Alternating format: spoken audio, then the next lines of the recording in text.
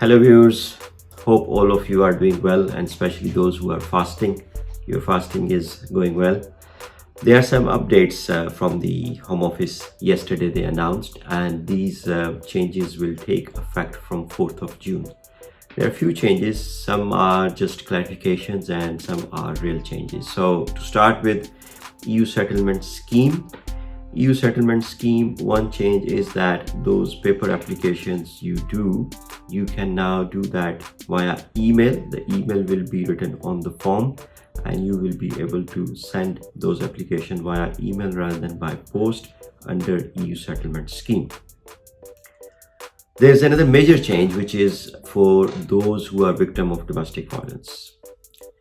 Previously, those people who were, for example, married to a European national and they became victim of domestic violence, they were able to apply under the EU regulations and continue their status. However, all those who were not married, legally married, or in a civil partnership, meaning they didn't have any registration certificate, so they were not allowed to do so. Now they have included all durable partners, even parents, children, even dependent relatives like Regulation 8 dependent relatives, cousins, nephews, and all those people. If they are a victim of domestic violence, they even can make this application. The rest of the requirements are same, that you have lived together for at least 3 years, and out of that at least 1 year you have spent in the UK.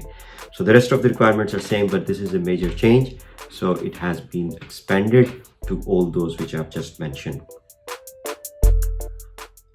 So the other change is that continued period of residency, the qualifying period. The qualifying period, they have changed now that as long as you have lived for qualifying period, which is 5 years, but at the time when you're making an application, 5 years have been passed, but after that you're making application for, say, after 6 months or 10 months, and at that particular time qualifying period is not there, it's not continue, it's okay, you still can make an application. That is another change which was not there before. There are other changes which may not be relevant to most of us. They are for the people from Northern Ireland, so I'm not going into detail on that, but in our Facebook session next week, if you have questions on that, I will be able to elaborate more. And if you have specific questions in relation to your particular case, again, you can join us our next week Facebook session. Details will be advertised on the Facebook page on MR Solicitors LLP. The other important change is in relation to startup visa and innovator visa. So the business plan is important, as I always say. The applicant has to be the founder of that business, first of all, and the business plan has to be from him. Also, if the business is already trading established, then again he has to be the founder or one of the founders of that business. This was not clarified before, and so many cases were getting refused on that. So they have made it very clear that the business plan, if it's coming from me, then I have to be the founder of the business plan, and I have to be the founder of the business itself, which I want to bring it over here. The other thing is that the Home Office still able to refuse your application even if it is endorsed by the endorsed body. This was not the understanding before. Once you get the endorsement and other maintenance and English requirements have been met, the presumption was that you will get visa. But now they are saying that no, they will go through the endorsement stamp as well, and they will see whether at the time of giving you endorsement all the requirements were met or not. So this is extra powers they are getting on that. The other change is viability. They have explained a little more the viability. You see, the business has to be viable and scalable and genuine. So in viability, they have clarified that the business plan must be realistic and achievable based on your available resources. This was kind of covered before, and people who were making business plan, they were covering that, but they have made it more clear. the situation has been clarified more. The other key change is that the business venture you come here and you start a business venture, and whilst the business is going on, you decide to change the business venture.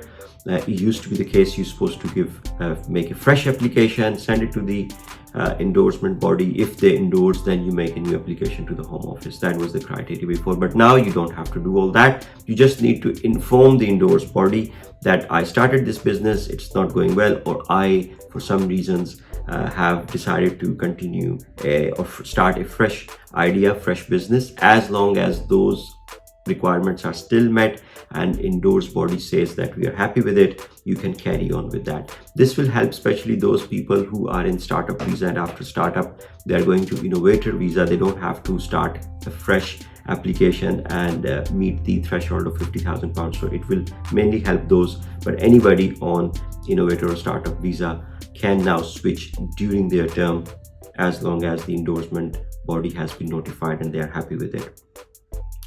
Lastly, which is not directly relevant to the applicants, but rather sponsors or endorsed bodies. Now, higher education providers can become endorsed bodies for innovators as well, which was not the case.